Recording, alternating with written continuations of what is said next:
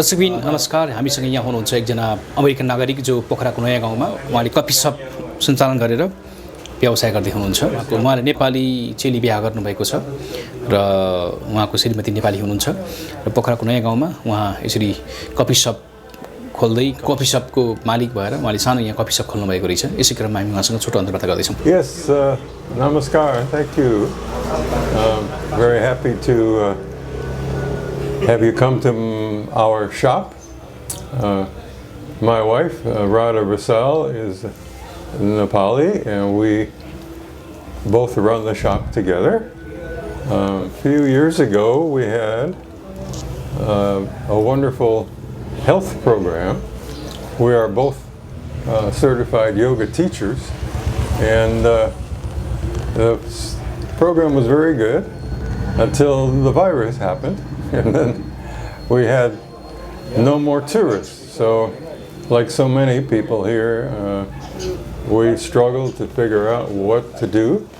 And I remember back in the days when I was in college, my summer job was to work in a pizza place in Chicago. And Chicago is famous for incredible, authentic Italian pizza. And so I thought, well, let's try a pizza business. And fortunately, I had a good friend with a nice little shop. I guess you'll see some of the shop here on the video. And it's small, but it's nice, it's comfortable, and we make a very good pizza. We use all the most high quality ingredients, 100% mozzarella, and we make our own homemade sauce. And yeah, the business is good. We're very happy. We like to have people from further away. We have a lot of local customers, but hopefully somebody who sees this would like to try our pizza. We do delivery, or you can call us ahead and do a pickup, or you can come and sit down in the restaurant. So yeah, we still offer yoga to the local people, but our main business now is pizza. I met Radha 6 years ago. Her uncle had a shop here in Lakeside, a jewelry shop, and I also make jewelry. So I got to know Shiva very early when I first came here, almost 12 years ago. And after I was here for about a year, I decided I wanted to stay. So I asked Shiva if he could help me find somebody, some nice lady that would like to be married. And he tried a few different people, and that didn't work out. So then he said, "You should meet my niece. She lives in Kathmandu. She's a wonderful lady." And so I was off to Kathmandu. I stayed there 6 months, and we got married. And so that's our life story together. You have a very beautiful coffee shop here. Oh, we have a wonderful new product in coffee. It's called Gingano coffee. It's made by a company called Green Nepal Multicare, and they're in Kathmandu. It's a new company, and Radha is a distributor of their products. So yeah, we're really fortunate. This coffee is the best I've ever had, and it's very simple to prepare, and we make fresh brew every day. And you can have black or milk coffee, or you can have cappuccino and latte, and everybody loves our coffee. So I'd be happy to give you a free sample when you come by. We're in Nayagon. If you've heard of the 12 Baskets Bakery, we're right across the street. from the 12 Coffee baskets. shop. Well, if you're talking about coffee drinkers, yeah, we get mostly coffee drinkers that want to come here, and maybe 10, 12 people at least every week. And then we have a whole list of drinks. It's, if you can see this, Yes, okay. we also have tea. It's very, very cheap price, right? Hot chocolate. Yeah. And, Wow. we serve juice, 100% juice. And yeah, so you're welcome to try coffee, tea, juice, and what else do we have on here? Coca-Cola. We have green tea, black tea, fruit flavored tea. And we like to make our coffee Yeah. in what's called a French press. And you open this up, you put the coffee in, Yeah. and then pour the hot water in, Okay. the French press.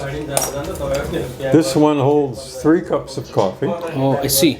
And when people want a large French press black coffee, it's only 120. And that's for 3 cups. So it's quite reasonable. If a person just wants 1 cup of, let's say, black coffee, small coffee is 35 and a large is 40. Milk coffee is 40 small and 50 large. So our latte and cappuccino, we make it in a French press, a small one, which holds 1.5 cups, and it's only 120. We like to serve all different types of coffee. You know, I went to college and became a psychotherapist. Oh. So I have a master's degree in psychology, and I worked for almost 30 years in private practice, and also I established 3 wonderful residential programs for children and teenagers who had been neglected or abused or maybe got into trouble with robbery, stealing, fighting, whatever, drugs.